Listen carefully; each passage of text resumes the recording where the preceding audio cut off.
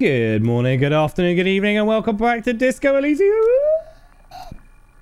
We're back. We're still exploring en route to find this container crate.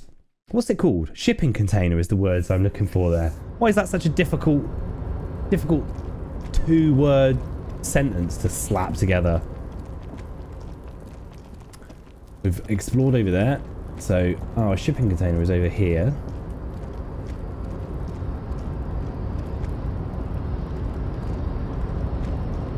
Oh, I've got a feeling maybe I already dropped it and I didn't remember. Whale Fjord. Measurehead crushes all. Yes, I did already drop it. Let's open it up. You're back before the cargo container. Its drawer has not lessened since you were last here. If anything, it seems to have grown slightly. Open the door. You attempt to turn the handle, but to no avail. This door seems to be mechanically locked. Let's see. I don't know if this will help, but we'll give it a try. I'm sure it won't, but...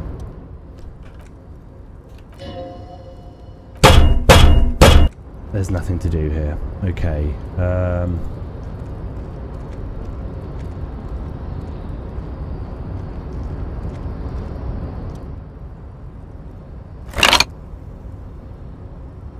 The crane does not return to its original position. It does not move at all.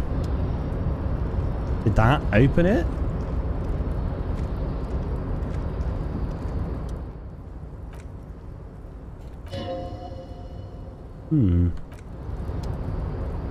Kim?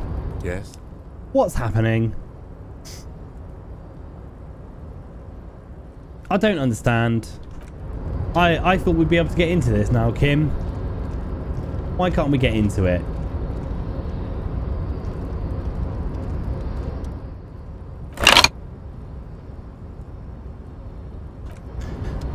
Right, let's go and have a chat to our rotund friend over here. Maybe he can tell us about this shipping container.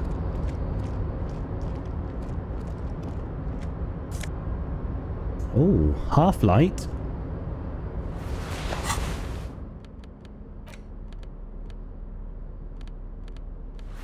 I do like these gloves, they look nice. Now to recall what half-light does for us. Half-light.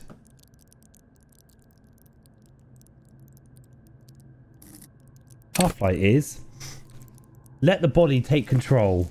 Threaten people. Marvellous, we can do that. I'm into threatening people.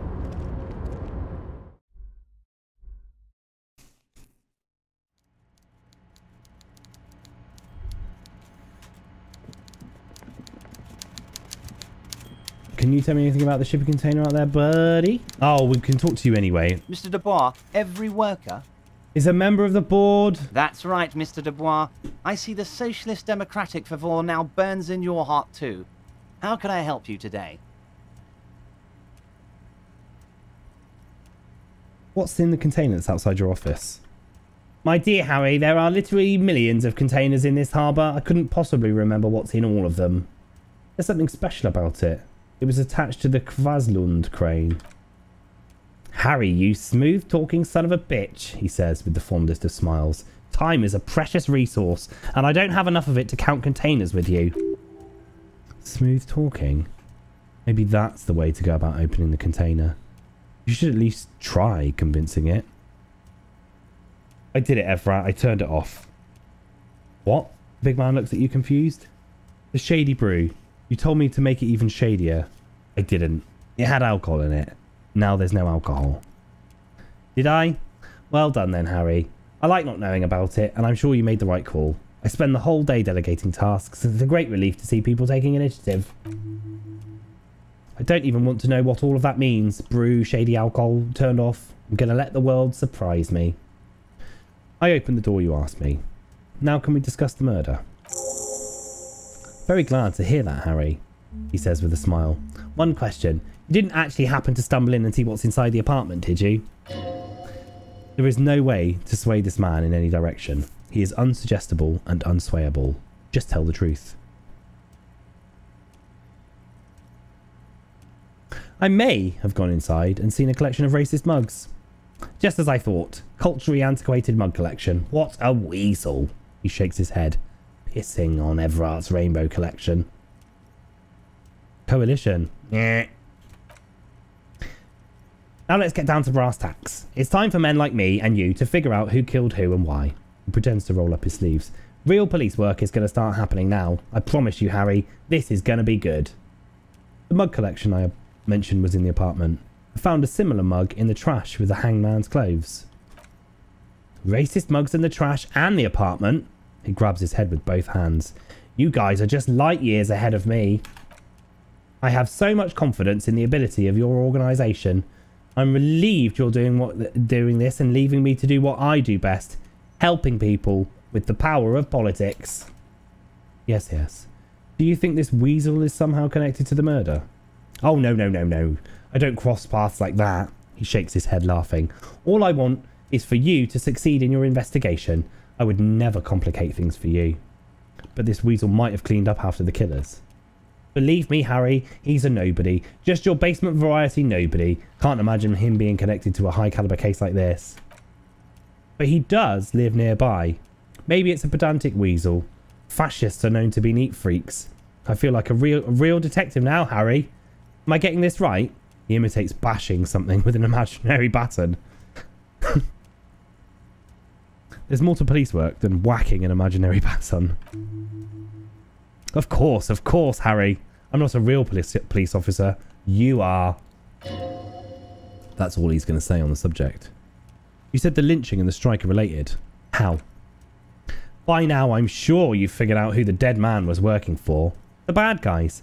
Wild Pines. Sent to scare us. Another violent measure of the top hats against us flat caps. What do you mean? Harry, this strike is the culmination of many, many mistakes made by the Wild Pines group. They tried to shut the strike down by sending in armed mercenaries. You mean our victim? He nods gravely. A security contractor. Can you imagine that? Workers standing in peaceful protest, united in the spirit of fellowship. And they send hired killers to mow us down with machine gun fire. I'm talking beasts. Hardened killers from proxy wars in Yesut, Seminine, Saramarizia. You name it. They've done it. Raping, killing, burning villages, killing little children for the Senorita Pineapple Company, Harry. Everything they did there, they brought over here. They want to turn Revachol into a third world slum. Honestly, the only thing they didn't do is kill the village elephant. Go on. Now, I haven't personally witnessed the brutalities out there. I have the luxury of staying in my container, you see. If I need to go somewhere, they just move my container. He laughs. Wait, they move the container? Yes, I'm an old man, Harry. My legs aren't what they used to be.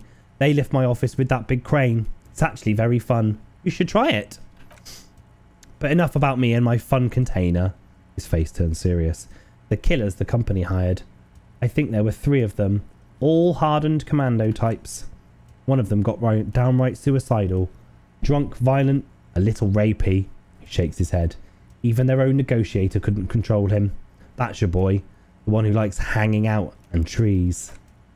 By negotiator, you mean Joyce? Harry, he says, ignoring the lieutenant. What you need to realise is, we dock workers are not pushovers. We've got grit, Harry. This whole neighbourhood does. Push us hard enough and we push back. And when we do, he raises his finger, we push to kill. An entire neighbourhood of killers. Wait, the whole neighbourhood is in on it? Potentially, Harry, potentially. We got arm wrestling champions, rowing club people, ex-coal miners, tough guys, all ready to spring into action for their home base. So who exactly did the pushing? There's a militant wing inside the Union, a group of people whose duties don't involve manual labour, but peacekeeping in the neighbourhood, making sure everything runs smoothly. They're like you guys, he nods to you and the lieutenant. Idealistic people who want to make sure bad things don't happen. And if they already have, well, punishment must follow. So these idealists, they killed our victim. One day, Titus Hardy, leader of this peacekeeping faction, comes up to me and says, Boss, socialist democratic fervour drove us to take it upon ourselves to kill this beast, and that was that was burdening the land. He probably worded it differently, but that was the idea. Sure sounded to me like they killed him, he chuckles. I gave them 2 weeks paid leave and told them to lay low to avoid retaliation. Aren't you worried we might arrest them for this? No, I'm not at all worried about that. These are not the kind of men who get arrested. They're Martin A's boys, tough and gritty. I'd like to see the man who takes them in, he chuckles. Besides, I sent my lawyer girls to look after them. If he's just boasting, then it sure doesn't feel like that to you. He's not worried. How do you know the mercenaries were hired by the shipping company? How do I know? Let me tell you about these people. He slams his fist on the desk. That's their MO. It's what they do. Last winter, some poor workers in Terminal E went on a little strike. The company sent in Sediment, a security contractor. The strike was over. The strike was over the workers' rights to wear protective footwear, Harry. These guys turn up and start beating people. Tell you what, Harry. Wouldn't be surprised if we got the same mercenary company after a little rebranding. And I'm sure as hell not surprised to see an army of scabs under my gates. So you believe the scabs were organised by the security contractor? You said it. Hell. The fist slams on the desk again. One of those guys looks big enough to take down the proverbial elephant. Boys like that don't just happen to show up during strikes. He's not scared of them. If anything, he likes them being here. Strange. You mentioned a lawyer girl.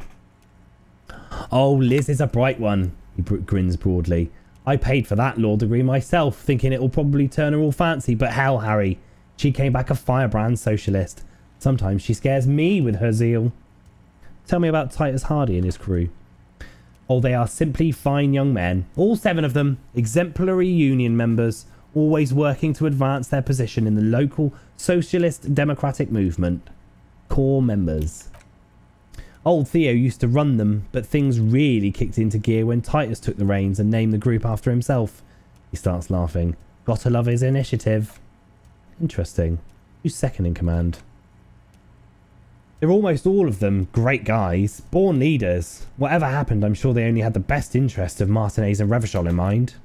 Work with them, hell, interview them, but don't fight them. They really are just like you. Men who like beer, women and some order on the streets. Separate one from the herd. So let me ask you this. Which one of Hardy's boys is your least favourite? Oh, that would definitely be Fat Angus. His feet smell from a city block away and he's always having noisy stomach troubles. Horrible, revolting guy. So let's say something happens to Fat Angus. Let's say a citizen's arrest. You would die, Harry, he says, grinning. You would die and in the process start a bloody and completely unnecessary war between the Debardieu Union and the citizens' militia. Angus, his ever-growling stomach, and his smelly feet are all part of the Union. You have as much right to arrest him as I have to arrest your partner here. He points to the lieutenant. Actually less, because this is my hometown, my territory and my backyard. You are a guest here, Harry. Please remember that. Oh, Harry. This is really getting grim, and there's no need for that. We're friends. Everett, I met these Hardys. Can you ask them to cooperate with me? But of course. It's the least I can do for my good friend Harry. I'll do it right after we've concluded this talk. You can now go and tell Titus about this. See what he has to say. Also, Harry, here's 5 real. He holds out a banknote. Why are you giving it to me? I'm not giving you anything. I'm just holding out 5 real. Needless to say, this is another move. Do not take it. I don't need it. I only wanted you to help me with the Hardy boys. Oh, I wasn't offering it to you. Just holding it out there. He pockets the bill. But I am willing to share information. Is there anything else? Good talk. Was it a good talk? He leans back, suddenly worried. I'm not sure we made such headway here. I was hoping we'd bust the case wide open. Heck, I even wanted to tell you what I really want to achieve with the strike. Don't know what happened, Harry. I wanted you to feel like Mr. Martinez. And of course, I wanted you to find your gun. Great sadness comes over him. But it's like I can't completely trust you yet. Yet? Yes, Harry. It's like I can't fully trust you if you're not a man of the left, he says, slowly shaking his head. I want to, but I just can't. He's been hurt too much in the past by men who aren't social democrats.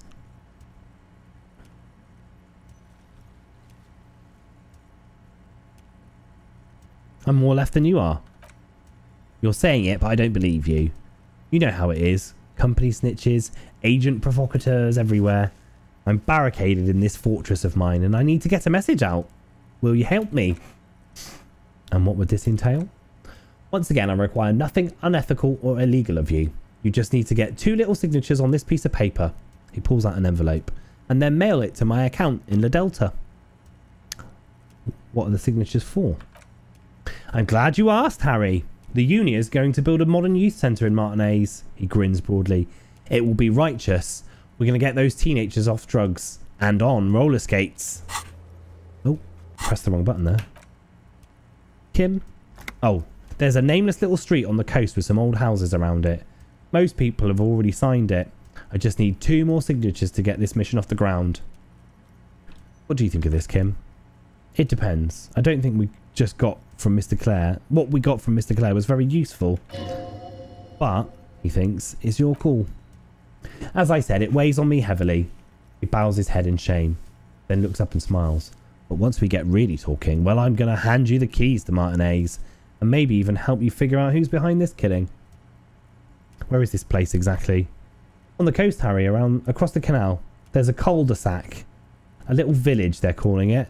A gloomy place. You'll find it. I trust your detective skills, Harry. Water drips from the eaves. A woman looks at her freshly tarred skiff. There's a pair of cavalry boots under the fish in the box, and the wind howls like a vicious spirit. I've just read that already. What will happen to the current occupants?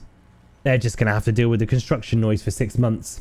Then they'll be living like kings, right next to a fancy new youth centre, designed by the best architects from Stella Marie.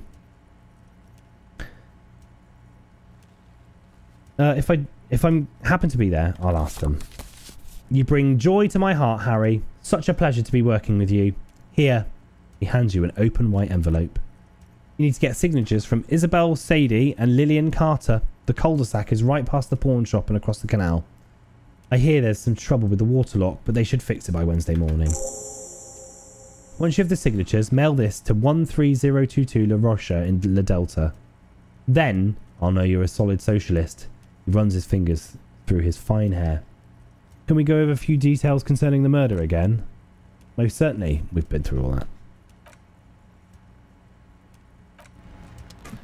So, I think we should whack another point in our Inland Empire. We haven't done that for a while. Try and have a little conversation with Kim when we get the opportunity. We'll go outside though. Don't want to do it in here in front of Everett. He's a fucking bell end.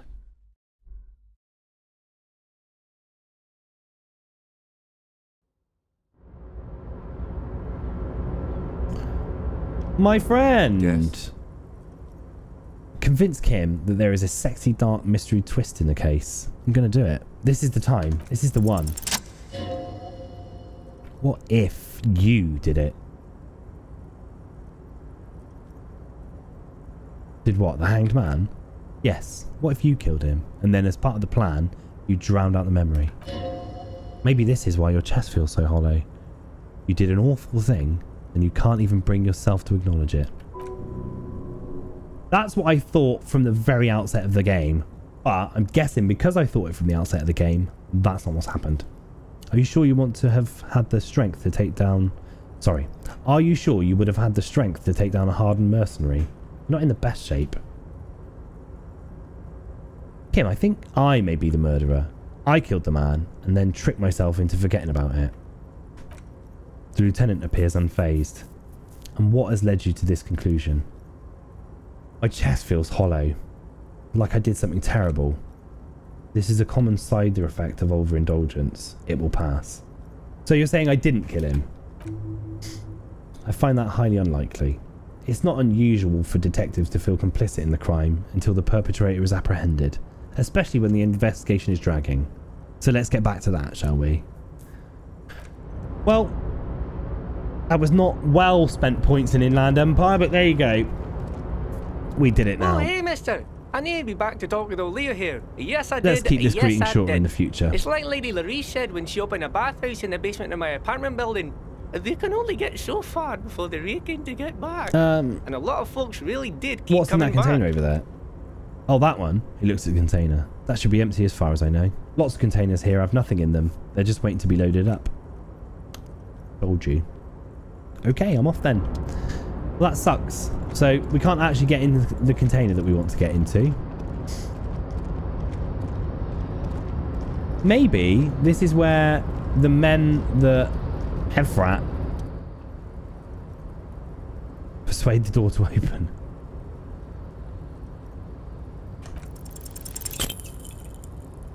Why are you even trying to open a door with rhetoric? Because getting physical wasn't an option? Because what wasn't an option? Because what wasn't an option? The lieutenant looked startled. Using my body over my wits. Now is not the time to get philosophical, detective. You can do that after hours. Knock on the door. I'm going to knock again. Nothing more to do here for now.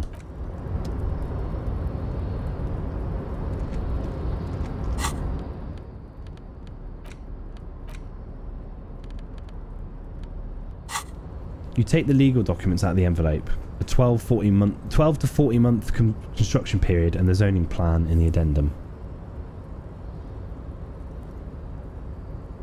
Look at the zoning plan. The youth centre cuts into the ocean like the bow of some great modern ship. Apparently it's going to cover most, if not all, of the street and the square between the existing houses.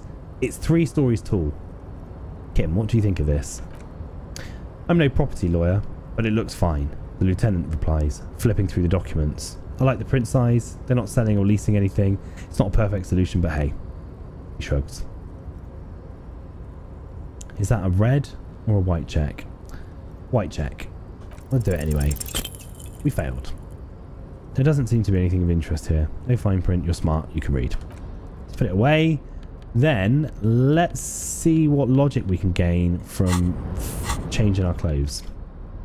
So we've got probably no logic currently. Something is removing logic from us to my recollection. +1 logic.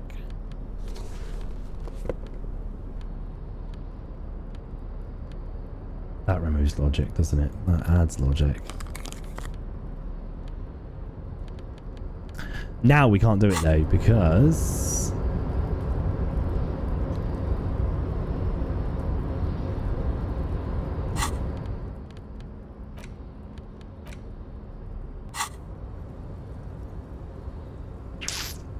yeah, we can't do it now because we've not got points in it.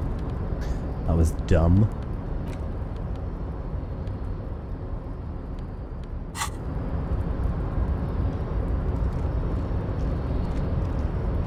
So I guess our next port of call, maybe we can try and aggravate this stocky gentleman. Maybe we can try and aggravate him, see what we can get out of it. If we'd maybe put some points into our understanding race theory, was it? That might allow us to get on his good side and get the door open and let the scabs in. I think that could start the riot that we need to distract everybody. That's potentially only one solution.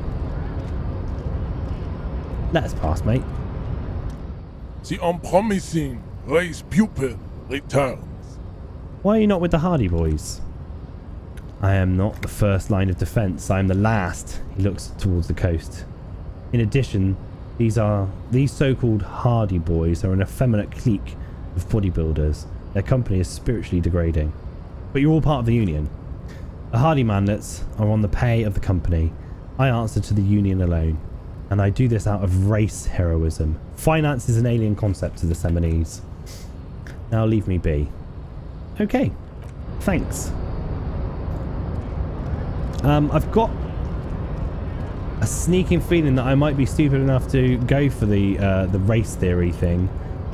But I'm hoping that if we go for it, it doesn't make us side with his opinions on it, because I don't want that at all. Not really. Not that I don't really want it. I really don't want it. That's not the character that I would like to have built here. Have you got anything to say? I can't recall. Nothing to do here. Sorry, love.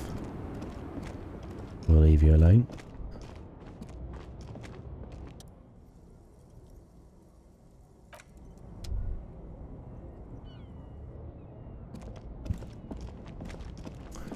So, from there, I guess...